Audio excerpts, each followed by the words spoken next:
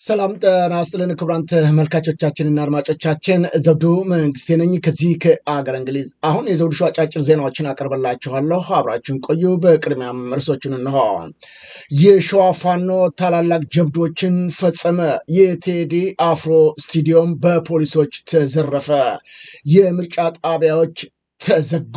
ሰራተኛው ከስራ የሚያሰናበት አዋጅም ጸደቀ። መፈንቅለ መንግስት ያስቡ ማስጠንቀቂያ ተሰጣቸው። ገዳው የመንግስት ሻለቃ በመቀሌ ተያዘ። የአሜሪካ ውሳኔ ጠቅላይ ሚኒስትሩን አስደንግጦታል። አሁን ወደ ዝርዝሩ እንሄዳለን። አብራችን ቆዩ። የሸዋ ጠቅላይ ግዛት አሳምነው እዝ ከሰምኮር ቡልጋ ክፍለ ጦር ጋር አስደናቂ እርምጃ በጠላት ላይ ወሰደ። የቡልጋ ክፍለ ጦር የፋኖ ኮማንዶ ተወርዋሪ ሻለቃ ነው ከሌሎች ሻለቃዎች ጋር በመሆን ሜጢ ወንዝ ላይ ያገዛዙን ኃይል እየደመሰሰው። ያገዛዙ ኃይል ረሽን ከምንጃር ለመቀበል ከጠዋቱ 2 ሰዓት መንቀሳቀስ መረጃ የደረሰው የቡልጋ ክፍለ ጦር ሻለቃዎች ቀድመው ቦታውን በመያዝ ነው በጠላት ላይ 2 ተሽከርካሪዎች ላይ የነበረውን ሰራዊት ያራገፉት። ይህ ውጊያ እስከ ቀኑ 6 ሰዓት የተካሄደ ሲሆን በጠላት ላይ መጠነኛ ሰፊ ጥቃት ደርሶበት 2 መኪና ወዲያውኑ ከጥቅም ውጭ ሲሆን ያገዛዙ በርካታ ሰራዊት ሙትና ቁስለኛም ሆኗል ነው የተባለው። በአልሞ ተኳሾቹ የተራገፉት በመለቃቀም ወደ መጣበት ተመልሷል። በተመሳሳይ የአየር ወለድ አባል አጼ ዘርዓ ያዕቆብ ኮር 7 ክፍለ ጦር ሲቀላቀል ባንኮበር 1 የአድማ ብተና አባል መሐመድ ቢሆነኝ ኮር ጣይቱ ክፍለ ጦር ከነሙሉ ትጥቁ በሰላም መቀላቀሉም ነው የተረጋገጠው። በመከላከያ ሰራዊትና በአድማ ብተና ኃይሎች መካከል በተቀሰቀሰው የእርስ በርስ ግጭት በርካቶች ሙትና ቁስለኛ ተደረጉ። አሳምነው እዝ የወሰደውን ጠንካራ እርምጃ ተከትሎ ነው በአገዛዙ ካምፕ ውስጥ በተፈጠረ ከፍተኛ ድንጋጤ አለመተማመን የተነሳ የመከላከያ ሰራዊቱና የአድማ ብተና ኃይሉ እርስ በርስ እስከ መጨፋጨፍ የደረሰ ማጥ ውስጥ መዘፈቁ ተጋልጧል።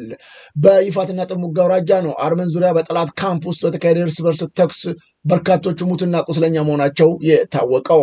ከስፍራው ለዘውዱ ሾው ሚዲያ እንደተላከለት መረጃ ከሆነ የፋኖ ግስጋሴና ፈጣን ማጥቃት ያብረከረካቸው የበላይ አለቆቻቸው የሚሰጧቸውን ህዝብ ጠል ተልኮን የተጸየፉ ያገዛዙ ወታደሮች የጥፋት ቡድን በመክዳት ነው ከነሙሉ ትጥቃቸው መቀላቀላቸው የታወቀው።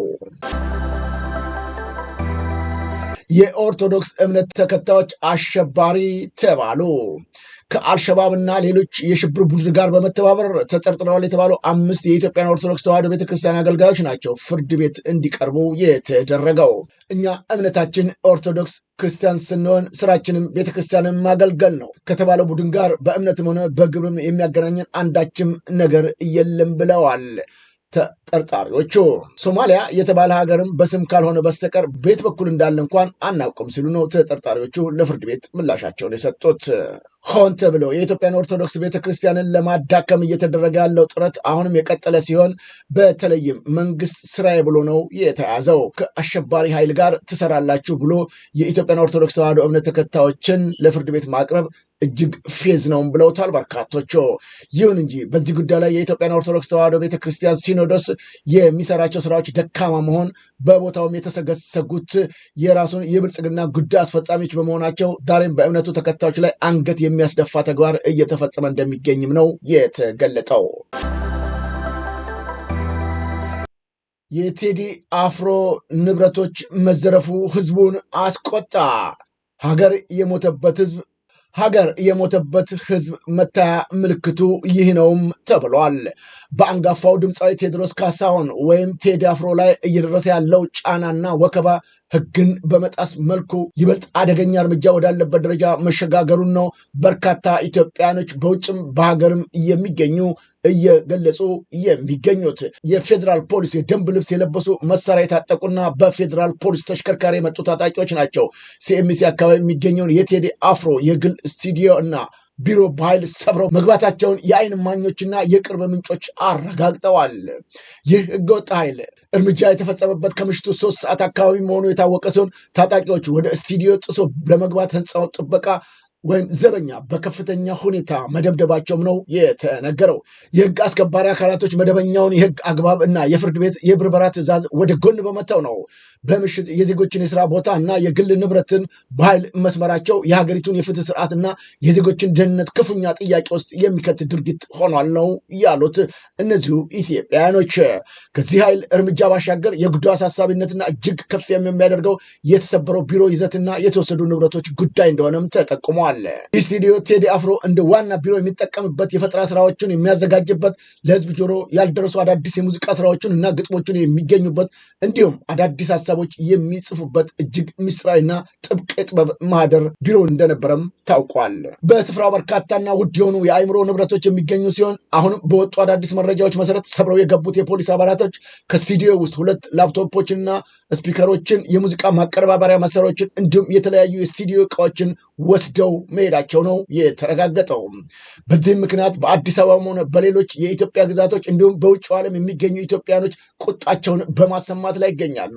እንዲህ አይነት ገዳይ መንግስት ህግና ፍትህ በሌለበት ሁኔታ ሀገሪቱን እያስተዳደረ በተጨማሪም ለህዝብ ሲል ያወጣቸውን ዘፈኖች ላይ ቅሬታ በማሳደር በማንኛውም በኢትዮጵያ ቴሌቪዥን ጭምር ሳይቀር የቴዲ ዘፈኖች እንዳይዘፈኑና በቴዲ ስም ምንም አይነት እንቅስቃሴ እንዳይደረግ የታክሲ አሽከርካሪዎች ጭምር ሳይቀሩ እቀባ ወይም እገዳ የተጣለባቸው ሲሆን እንዲህ አይነት ሀገር የሚመራ ሰው ነው ዛሬም ለምርጫ የሚወዳደረው ሲሉ የብልጽግና መንግስትን መሪ እንደዚሁም ደግሞ አባላቶችን አሳዛኝ ፍጥረቶች ብለዋቸዋል።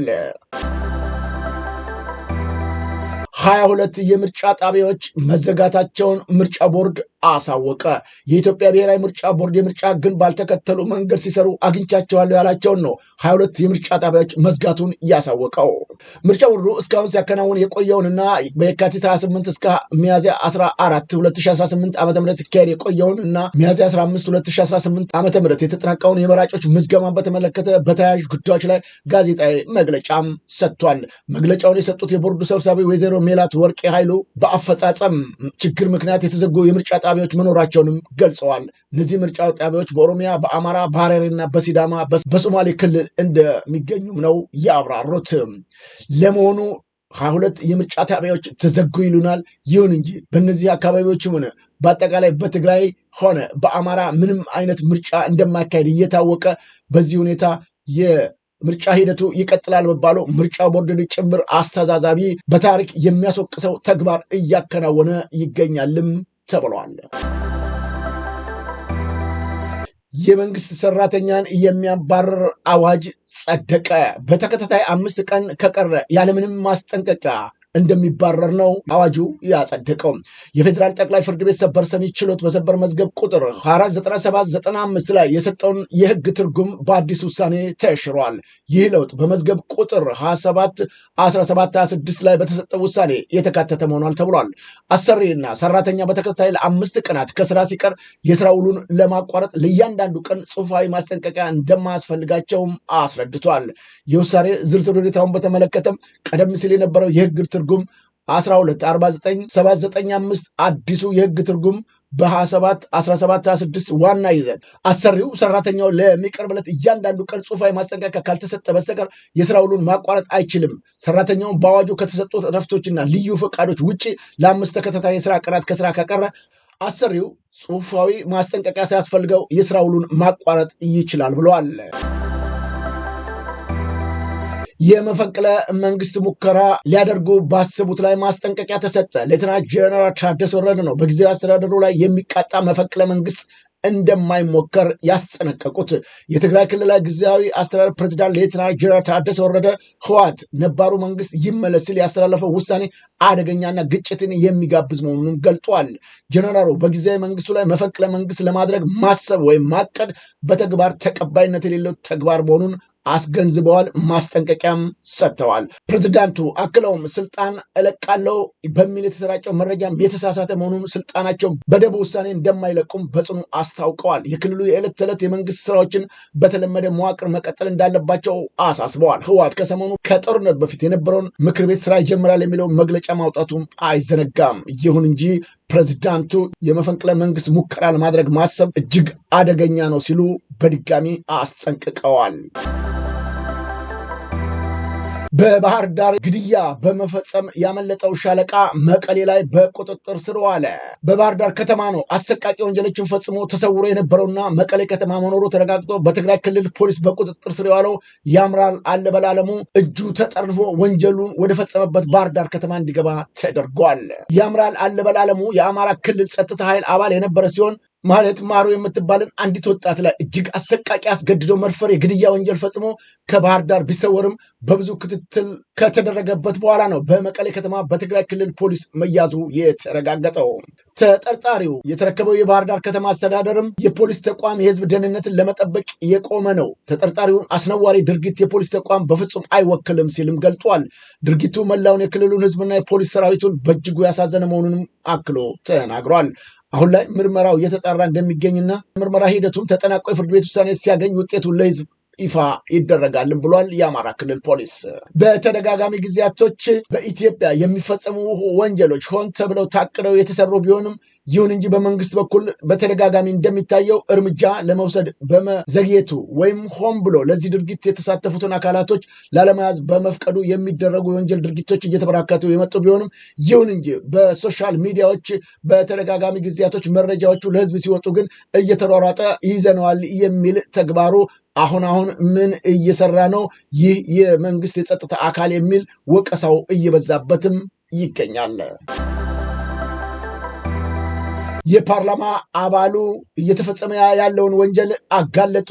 እስካሁን ከ400 በላይ ሰዎች ተገድለዋል። ይህም ያለው እውነታ ነው ሲል ነው የፓርላማ አባሉ የተናገሩት።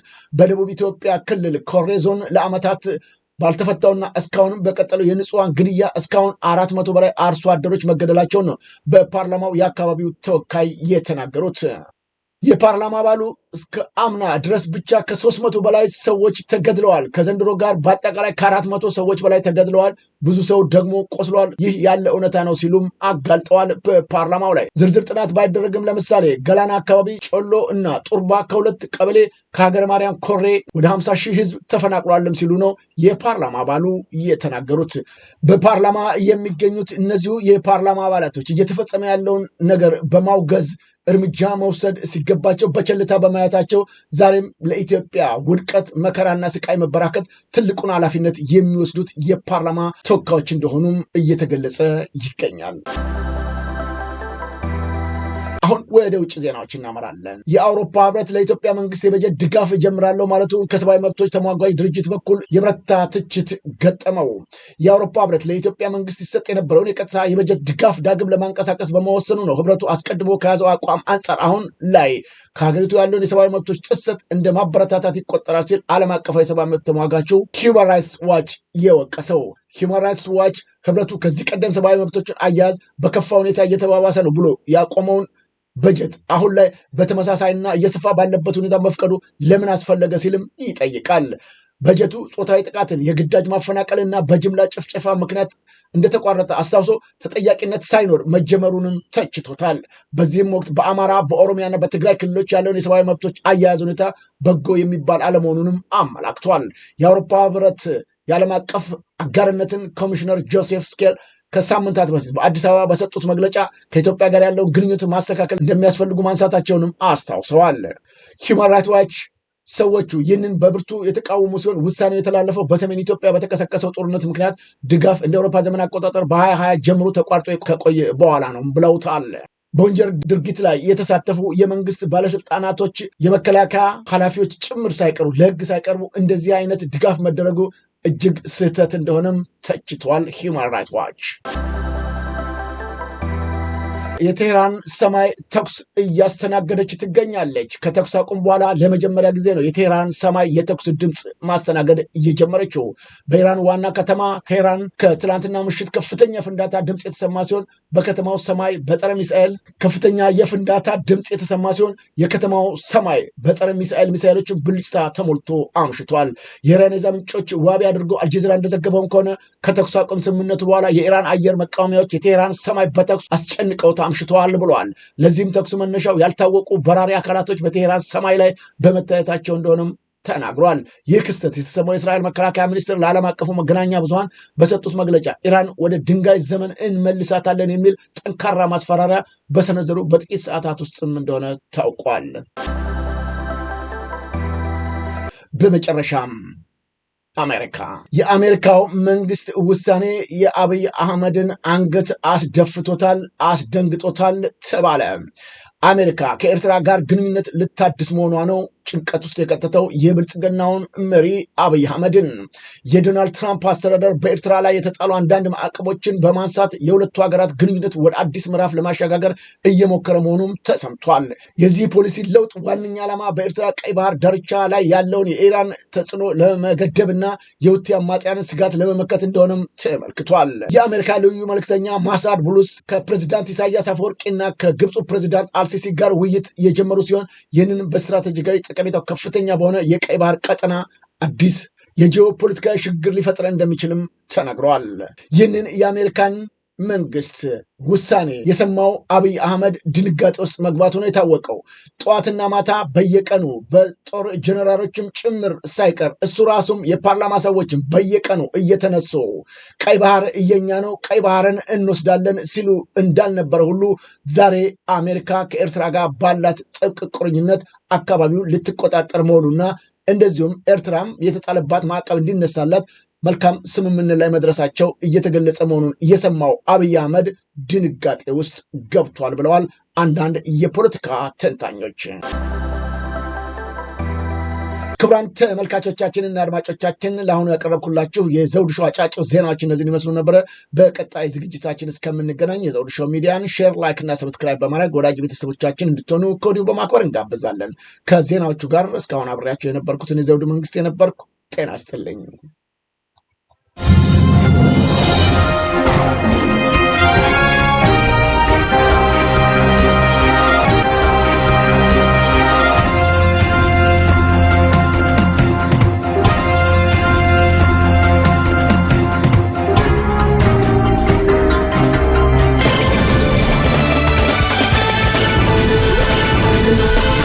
Thank you.